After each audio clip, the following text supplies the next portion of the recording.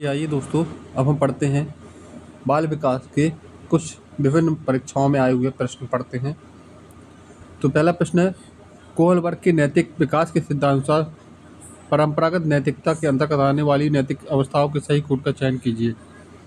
Number 1 है दंड एवं आज्ञाकारिता, दूसरा है सामाजिक अनुबंध, तीसरा है अच्छे अंतः व्यक्तिक संबंध, चौथा है सार्वत्रिक नीतिपरक सिद्धांत।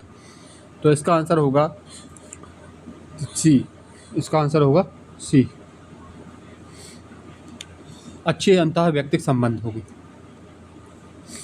दूसरा क्वेश्चन है, अधिगमकर्ता के विकास के संदर्भ में निम्नलिखित में से कौन सा कथन सही है? पहला, विकास पूर्वानुमानित है, दूसरा है विकास अंश से संपूर्ण की ओर बढ़ता है, तीसरा है विकास रेखीय पथ पर आगे बढ़ता है, चौथा है विकास के सभी आयाम समन्वित होते हैं। तो इसका आंसर होगा बी, पहला और चौथा। यानी पहला विकास पूर्वानुमानित होता है और चौथा विकास के सभी आयाम समन्वित होते हैं। तो इसका ऑप्शन होगा बी। तीसरा है, अनौपचारिक बातचीत और औपचारिक स्कूलिंग शिक्षा दोनों के द्वारा वयस्क बालकों तक उन तरीकों को पहुंचाते हैं जिनसे दुनिया उनकी संस्कृति की व्याख्या करती है और प्रतिक्रिया करती है। यह आधारभूत अवधारणा निम्नलिखित में से किस विकासात्मक सिद्धांत की है? तो पहला है यूरी पेनबेनर, दूसरा है एरिक एरिक्सन, तीसरा है जीन पियाजे, चौथा है लेव वाइगोस्की। तो इसका ऑप्शन होगा लेव वाइगोस्की। इसका ऑप्शन होगा लेव वाइगोस्की, चौथा। अगला,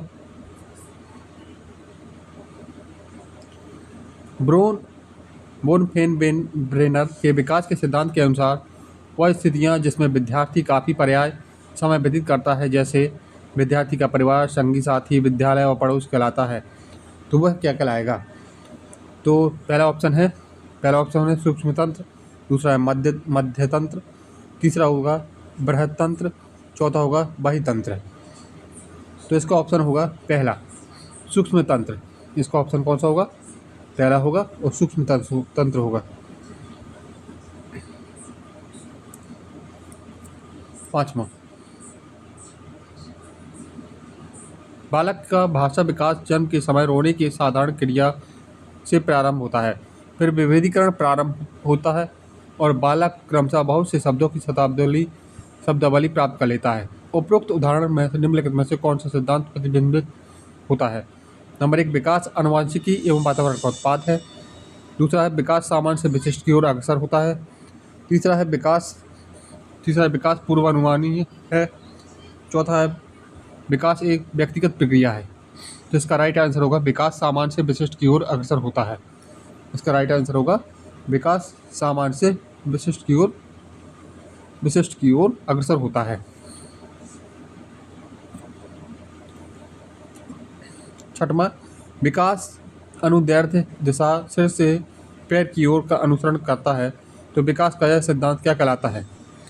नंबर 1, मस्तक बोधमुखी सेफेलोकोडल, दूसरा कैंसे परिधि प्रॉक्सिमी मॉडेस्टल, तीसरा है वर्तुलाकार स्पाइरल, चौथा है रेखिक लीनियर।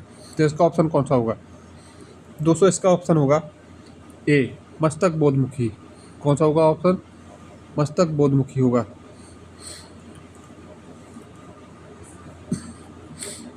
सातवां, कोहलबर्ग के सिद्धांत के अनुसार व्यक्तिगत आवश्यकताएं एवं दूसरों के नियम सही और गलत का निर्धारण करते हैं।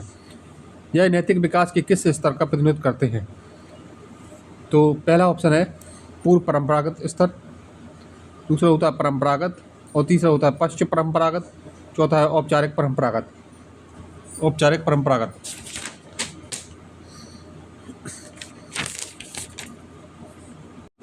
तो इसका ऑप्शन होगा पूर्व परंपरागत स्तर, यानी पहला ऑप्शन इसका राइट होगा।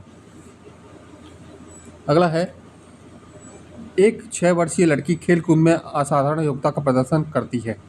उसके माता पिता दोनों ही खिलाड़ी हैं। उसे नृत्य प्रशिक्षण प्राप्त करने भेजते हैं और समाहांत में उसे प्रशिक्षण देते हैं। बहुत संभव है कि उसकी क्षमताएं निम्नलिखित दोनों के बीच परस्पर प्रतिक्रिया का परिणाम होगी।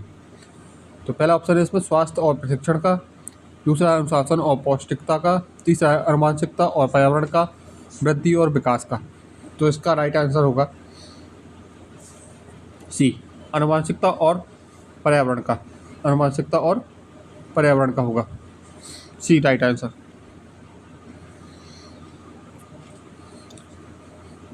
अगला है नौवा ब्रॉन फेनब्रेनर के जैव पारिस्थितिकी प्रतिमान के अनुसार माता पिता का तलाक निम्नलिखित में से किस तंत्र में शामिल किया जा सकता है? पहला है लघुमंडल, दूसरा है मध्यमंडल, तीसरा है बहुतमंडल, चौथा है घटना मंडल। तो इसका राइट आंसर होगा घटना मंडल। इसका राइट आंसर होगा घटना मंडल।